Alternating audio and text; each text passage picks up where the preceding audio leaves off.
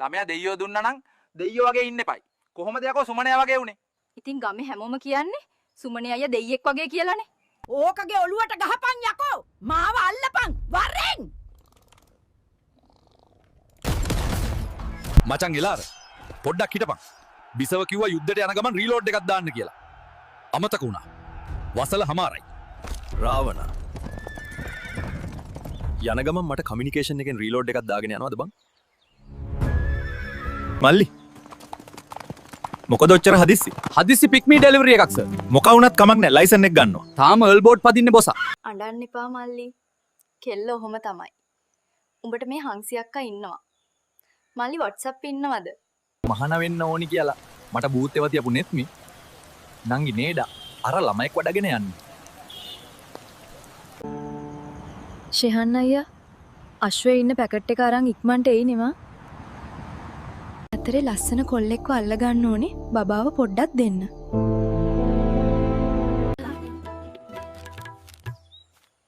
අඩෝ මෙයා නෙවෙයිනේ ගිය සතිය ඇවිල්ලා හිටියේ.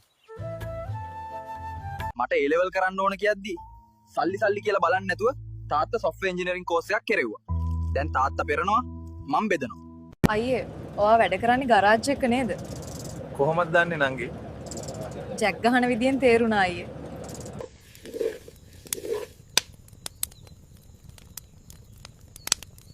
නෙත්මි කෑවද දන්නේ? ඒයි ලබ්බ නිසා නගරේ හැමතැනම මන් වගේ බැට්මෑන් පගේලා. මේකෙන් මගේ නම සවුත් වෙනවා වසන්ත. උඹලා මේ ලෝකේ කිසි දෙයකට බය වෙන්න එපා.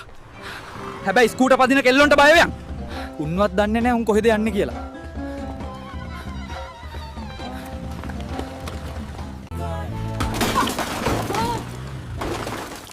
අම්මෝ මොන රෙද්දක්ද යකෝ මේ උනේ? මේ පිස්සු යක්කු ප්‍රොම්ප්ට් කියලා ඔහේ කොටනවා.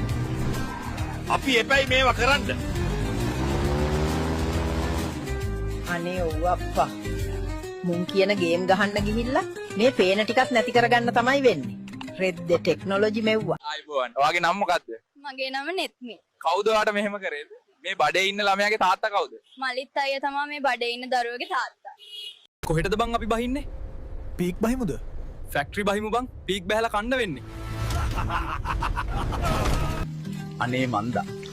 මේ සුද්දගේ වැඩ හිනදා අපිට හඳෙත් වඩේ බදින්න උනානේ මහත්තයෝ. උබලගේ ප්‍රොන්ට් එක ලියන එකාගේ පැකේජ් එක ඉවර වුණ දවසට උබලටත් යන්න වෙනවා. Lights, camera, action. කනිෂ්ක හරි හොඳ ළමෙක්. වෙලාවට මුන්ට AI වලින් වැල හදන්න බැරි වුණේ. නැත්තම් මේ වෙනකොට TikTok එක බඩු පොට් එකක් වෙලා. හැමෝම කියනවා අමාරුයි තමයි. ඒත් අල්ලන් හිටපන් කියලා. අනේ මට නම් බෑ තවත් අල්ලන් ඉන්න. මං යනවා ලැට් එකට. මල්ලි. මාතර බත් කඩේ දැක්කයි ඔහේ.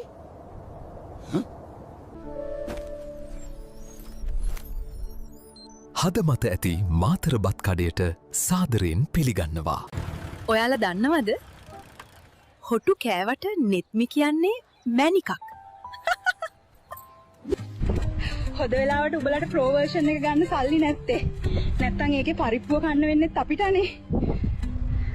දන්නා මට හොඳම නළුවා හොඳම නිලිය මේ සම්මාන ටික අපේ ගෙදර සම්මාන විතරයි තියෙන්නේ. අපේ අම්මා තාත්තගේ ඉඳලම මම පොඩි කාලේ ඉඳලා මම මොන්ටිසෝරි යන කාලේ නම් මට සම්මාන රාජ්‍ය සම්මාන හම්බෙච්ච නිලියක් මම. උඹ ඔබපන් ටොක ගගා උඹ ඔබපන්. උඹට හරි ලේසිනේ chat GPT දැම්ම කොපි කරා පේස්ට් කරා. උබලා නිකමටවත් හිතුවද? උබලා ඔය ඉල්ලන සැරේ අපි මේවා ෂූට් කරලා එවන්න කොච්චර කට්ටක් කනවද කියලා? කුණු ගොඩේ මැස්ස මං තේරුම් ගත්තේ පස්සේ මං ඒත් මම පණ පිටින් සදමාලි